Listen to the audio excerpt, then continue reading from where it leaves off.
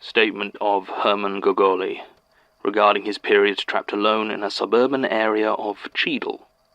Original statement written 9th November 2014. Audio recording by Jonathan Sims, the archivist. Statement begins.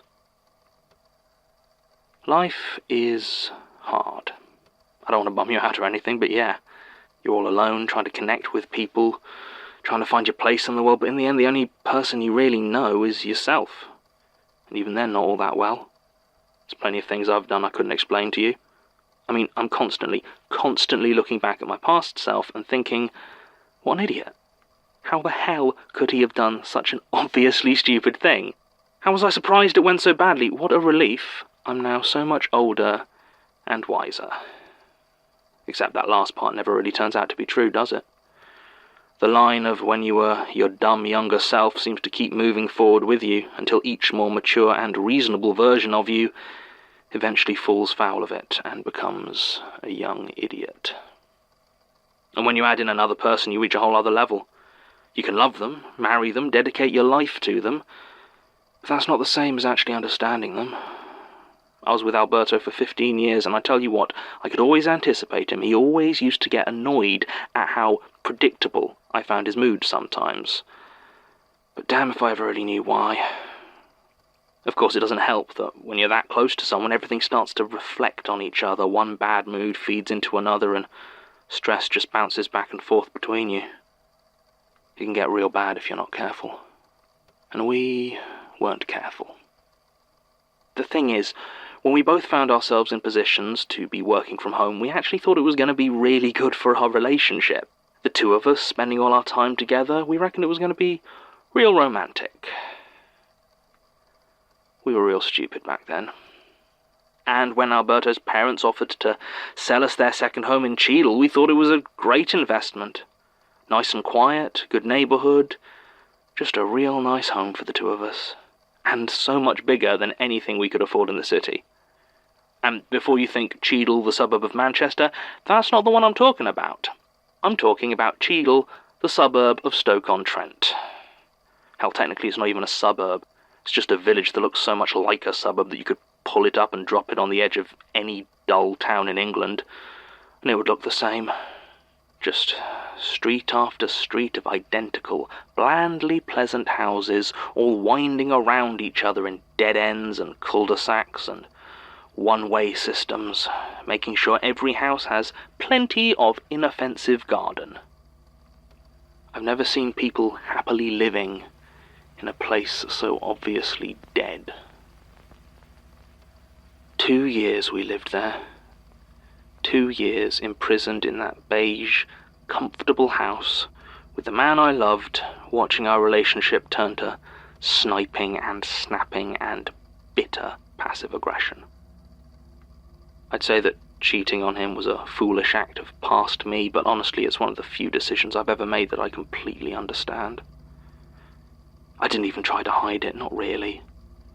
And when he found out and it all ended, I kind of hated myself for just how relieved I was that I'd finally be able to leave that place, to get in my car and drive away from that gentle suburban nightmare. I mean, I'd lived there for 2 years and I still got lost trying to leave. I thought that was the worst that place would ever make me feel. Wish I'd been right. I got a cheap apartment in Liverpool and tried to tell myself I was happier. The single life, footloose and sitting at home, binging bad TV. I tried to get back into the club scene, but honestly, I think I'm just too old now. The music was too loud, the drinks were too expensive, and the sort of thing I used to take to be dancing all night now hit me with a come-down so hard that I had to write off almost the entire week. It didn't help that over the course of a 10-year relationship, my friends had become our friends, and there weren't any of them siding with me in this situation. Some would drop platitudes about maybe reconnecting after the fallout was done with, but I know when I'm being handled by people who don't want to create any more drama. It was miserable, but every time I thought about going back, I felt nauseous. The idea of returning to those eggshell walls that we never got around to repainting, and the living room that expected me to sit there and watch Midsummer Murders until I passed away peacefully in my sleep. It made me want to throw up. I'd probably have stayed away forever if it hadn't been for the moose. There was a carved wooden moose, you see, something Alberto's grandfather had carved, apparently, and a real family heirloom. It was an ugly old thing, with this weird, angular face that always made my skin crawl a bit. I'd never let him display it in our house, so it had lived in one of the suitcases under the stairs.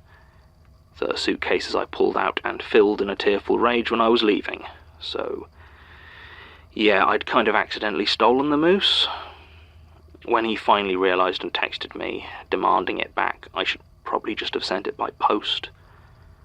But no, for some reason I decided I was going to drive all the way down there and give it back in person. Maybe I was hoping for a fight, or just to see him again. I don't know.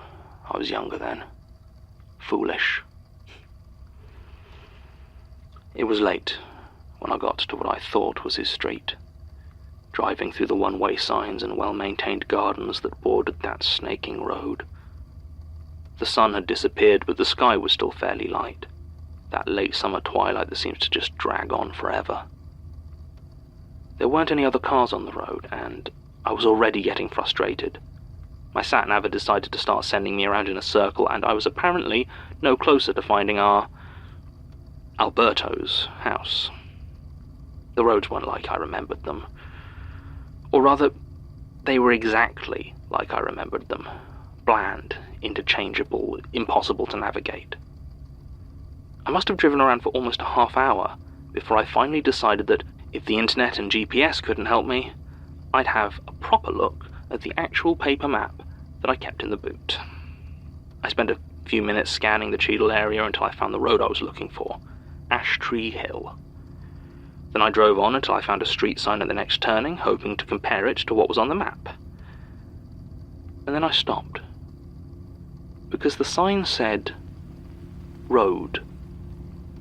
No name, just road. And it wasn't as though the actual name of the street had been defaced or removed. The sign was complete. It just didn't say anything else. So I drove on until I found the next one. Street. I tried to compare it to the map. Maybe this place just had some really bland road names, and somehow I'd never noticed in the 2 years I'd lived there.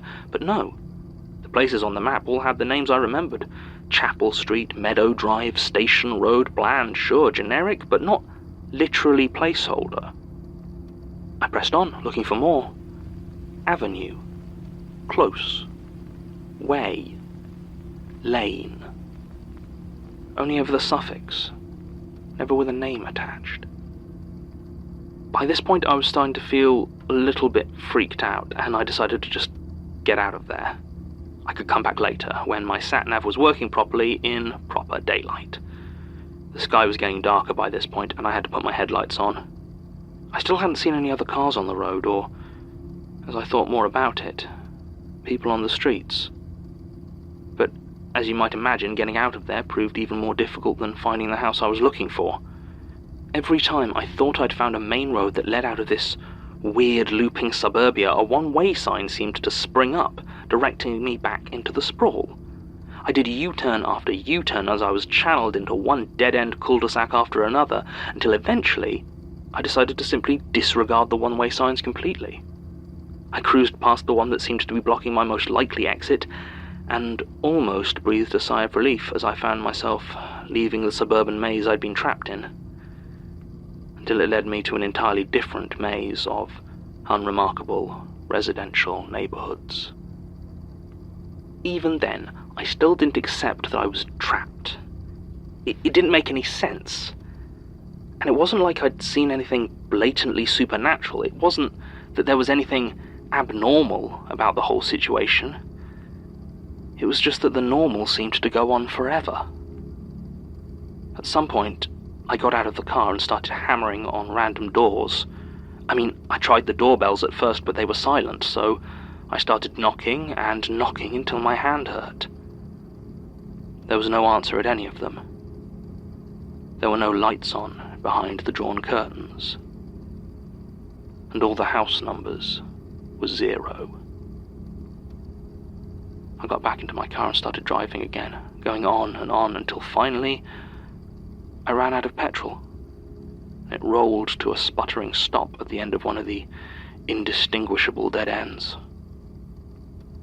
It had been full dark for hours by this point, and my dashboard claimed it was 3 a.m. My phone had died about an hour ago, and once the last of the power went in the car, I was left with no way to tell the time at all. I wished I hadn't thrown away the wristwatch Alberto had given me, but it was too late for those regrets. I stepped outside, looking down the street. There were no lights on in any of the houses, but the identical lampposts bathed the place in a sickly orange as far as I could see. I decided that the roads must be the problem. They were what was keeping me trapped in this place, constantly turning and bending and confusing me.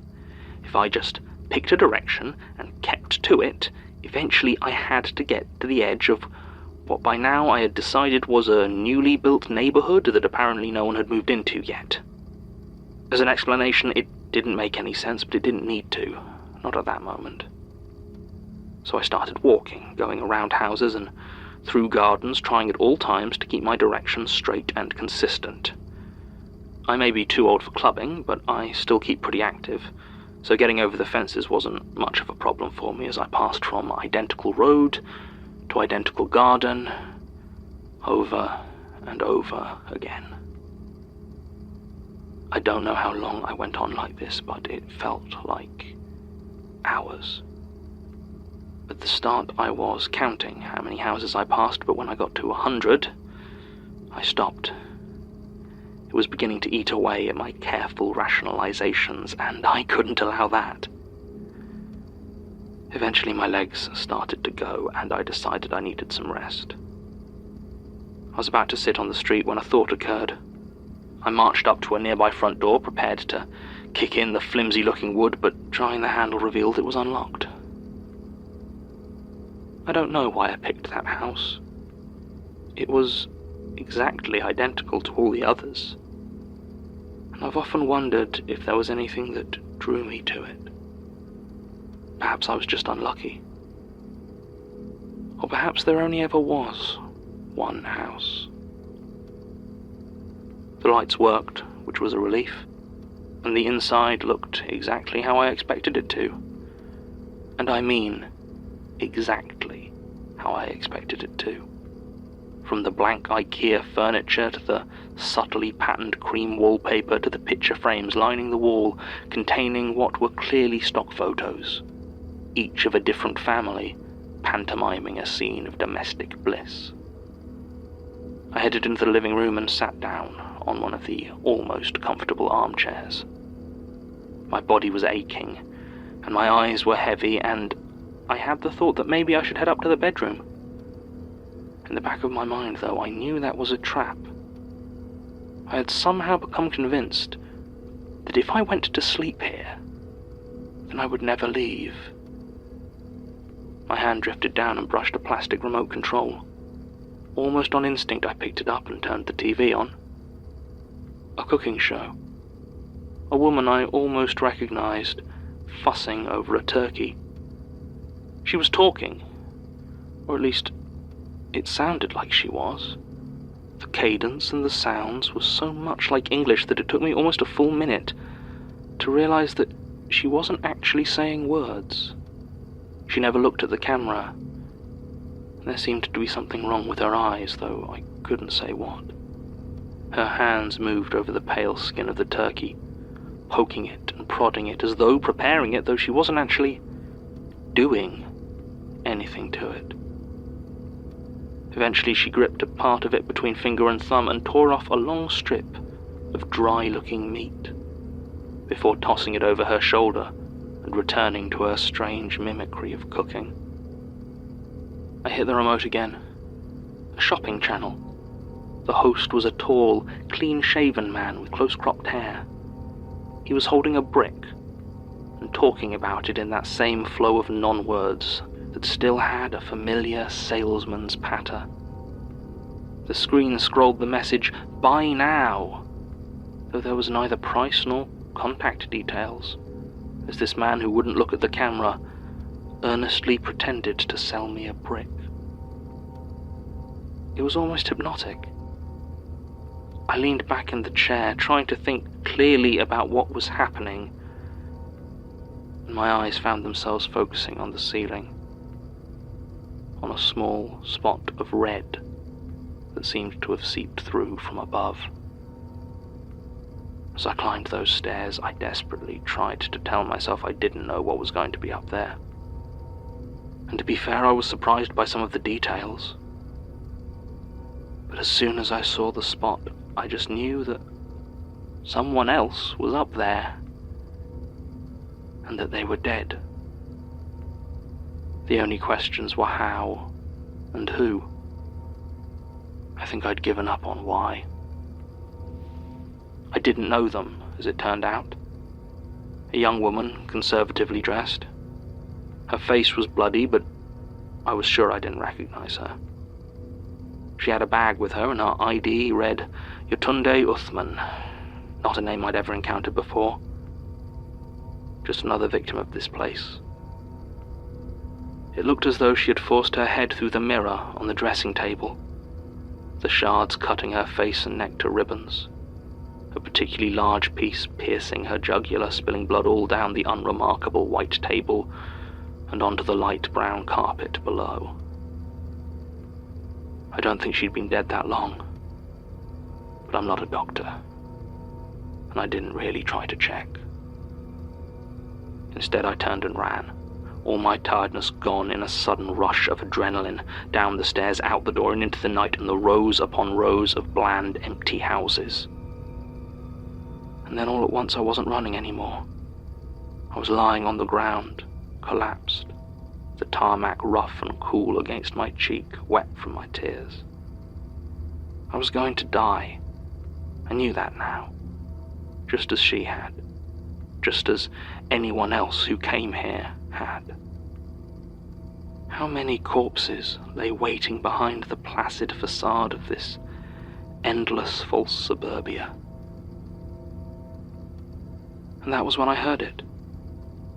It was quiet, and my mind took a few moments to accept it could be real, but sure enough, there it was. The sound of my phone's ringtone. I looked up, and not 3 doors down was my car, the door still open where I had left it. I stumbled over, my legs still weak, and grabbed the handset, which should have been long out of battery, and I stared at the glowing screen. It was Alberto. He was calling me.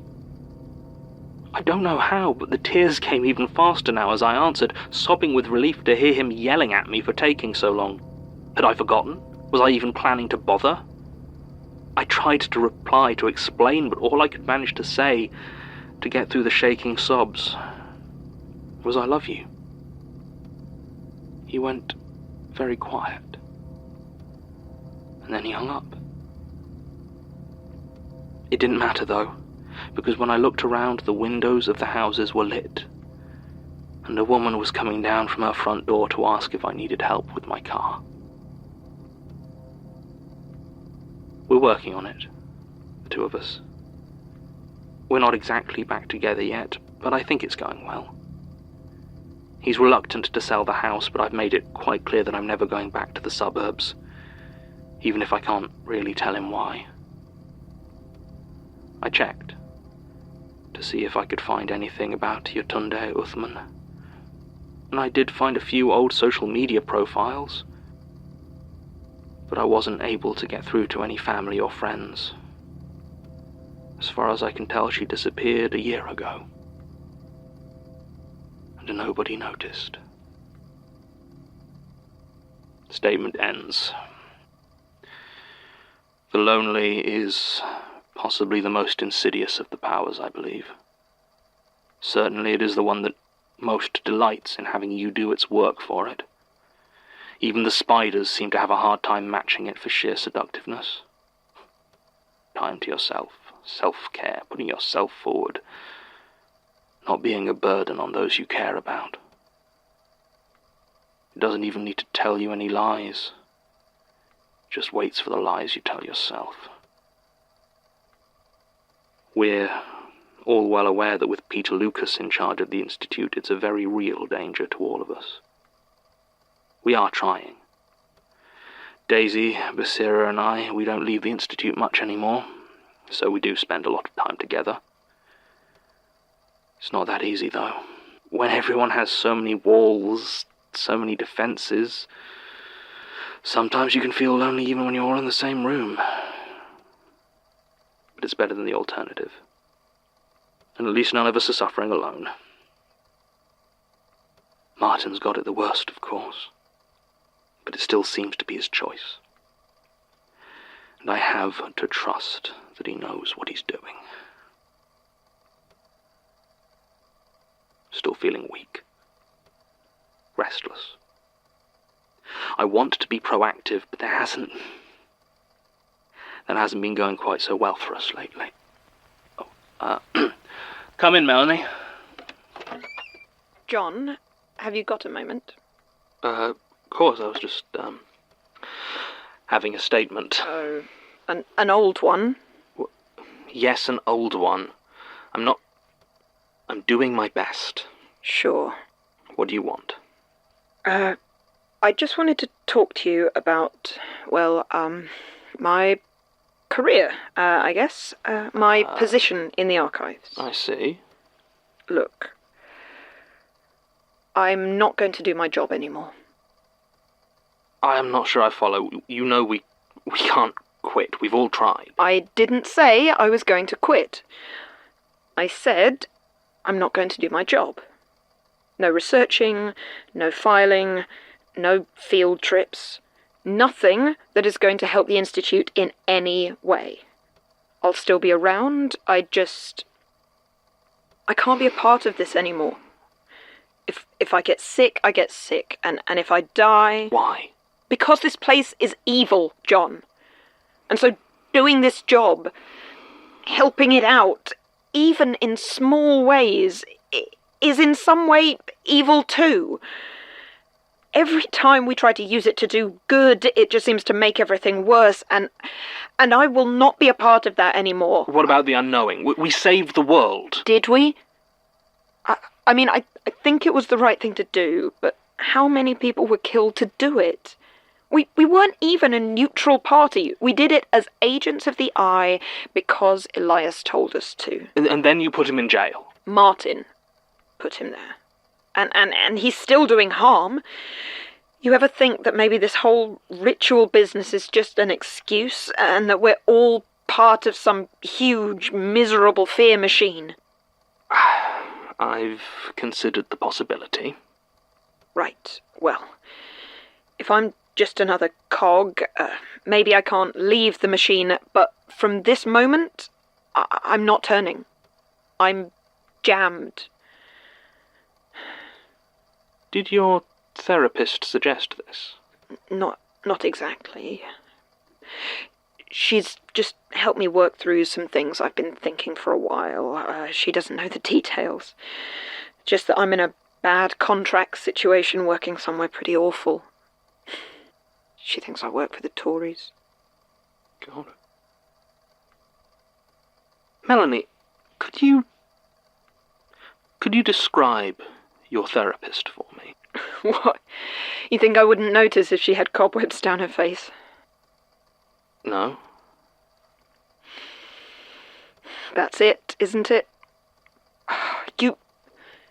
You really think I'm so stupid I wouldn't have noticed if my therapist was some kind of monster? It was a worry. Right. Okay, I know. That is why I ruined my first 4 sessions and almost torpedoed the chance at a genuinely really good therapist, because I was so paranoid that she was going to turn out to be some thing trying to manipulate me. But no, she's not full of spiders, or made of wax, or wearing the therapist's skin, or whatever. She's just a well-trained professional who I am paying to help me. Okay. It's just the web can be subtle, you understand? And For all you know, its plan is to paralyse you with indecision, leaving you sitting here, terrified that everything you do is somehow all part of its grand plan. And who do you think that fear's going to feed? Yes, well, you are not the first to make that point. Look, I didn't come here for a fight. I just wanted to let you know what was going on. If you need me, I'll be trying to get Daisy drunk. Good luck. It only ever happened once in 2006. She drank it. Sorry. Didn't mean to. Sure. See you around.